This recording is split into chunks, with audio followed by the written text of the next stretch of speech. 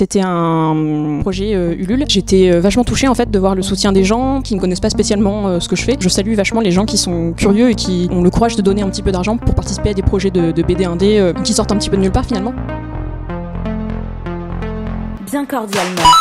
Bonjour, moi je m'appelle Garance. Sur les réseaux sociaux, on me trouve sous le nom de Garros avec 4 R. Je suis passionnée de dessin, je fais beaucoup d'illustrations, un petit peu de BD quand j'ai la motivation, mais je suis un peu du genre procrastinatrice, donc c'est un peu compliqué. Sleepwalker ou sleepwalker.exe, pour regarder un peu ce côté creepypasta. À la base, je l'avais juste commencé en webcomic, je la publie toujours en ligne, vous pouvez la lire sur Tapas notamment. Après, à côté de ça, je suis quand même graphiste motion designer, ce qui me passionne aussi vachement. Je suis hyper fanat de jeux vidéo et de clips vidéo, clips de musique et tout, je trouve ça top. Et j'aime aussi beaucoup les mangas, donc voilà, donc je dirais que mes sources d'inspiration principalement, ce sont les jeux vidéo et les mangas.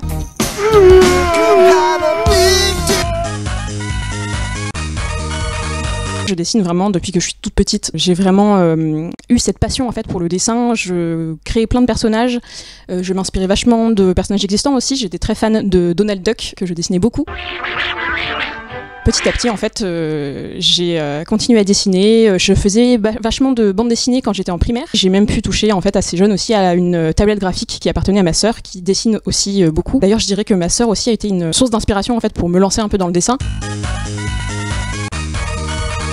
Sleepwalker, c'est une BD en noir et blanc. Pour l'instant, il y a un volume qui est sorti. C'est l'histoire d'un personnage qui s'appelle Damien, qui est étudiant, il est jeune, il est surtout un peu paniqué parce qu'en fait, il fait souvent des crises de blackout. Il s'endort. Il se réveille à des endroits complètement random, sans savoir en fait ce qu'il a fait pendant ses crises d'absence. Donc au début, il soupçonne des maladies, ce genre de choses, et en fait, en se renseignant sur Internet, il se rend compte que tout ça est peut-être lié à un jeu vidéo un peu mystérieux que les internautes considèrent un peu comme une légende urbaine, qui s'appelle Sleepwalker. Petit à petit, il va un peu se renseigner sur le jeu, il va le télécharger et il va se mettre à y jouer. Et on découvre que ce jeu a vraiment des côtés très dark, enfin un peu insoupçonnés, et qu'il y a beaucoup de choses assez intrigantes qui se passent autour de ce jeu. Il va faire la rencontre de plusieurs personnages qui sont également joueurs et qui vont l'aider. En parallèle de ça, on raconte aussi l'histoire de 2 inspecteurs de la police qui vont enquêter sur une série de meurtres qui sont liés au jeu.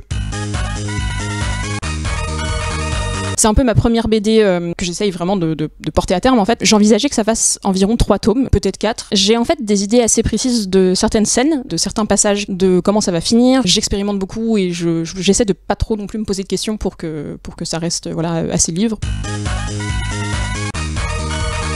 Pendant un temps, j'étais pas mal influencée par Bleach. One Piece aussi, qui m'a vachement marqué. La simplicité du trait, en fait, de Oda, ça me plaisait vachement. Maintenant, il y a vraiment pas mal d'influences, je pense, qui viennent en jeu dans mon style de dessin. Un de mes artistes préférés aussi, c'est le designer des personnages de Parappa. Je trouve qu'il a un style génial, simplissime, mais qui marche trop bien.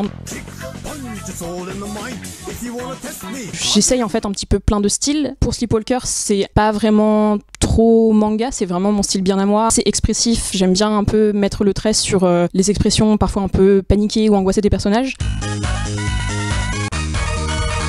C'est très intéressant de poser la question. Il y a pas mal de choses qui m'intéressent. J'aime beaucoup le fait de créer des fanzines, donc des petits formats, je dirais, de BD ou ce genre de choses. À titre plus personnel, je travaille avec des personnes sur un projet de visual novel pour lequel je fais des sprites, des images de fond, voilà, des personnages, ce genre de choses. Il y a notamment ce projet-là. D'autres projets de BD aussi qui se profilent du coup, de BD originales. J'aimerais bien faire un recueil d'histoires d'horreur. J'aimerais bien faire quelque chose de vraiment flippant. Je tiens du coup à remercier l'équipe de l'Extra Life Café de m'avoir proposé cette interview, ça me fait vachement plaisir. Toutes les personnes qui me soutiennent, qui like, qui retweetent mes dessins, ça me fait toujours super plaisir. Si vous aimez bien ce que je fais, merci du fond du cœur. J'espère que vous trouverez l'envie de le lire, ça me ferait vachement plaisir.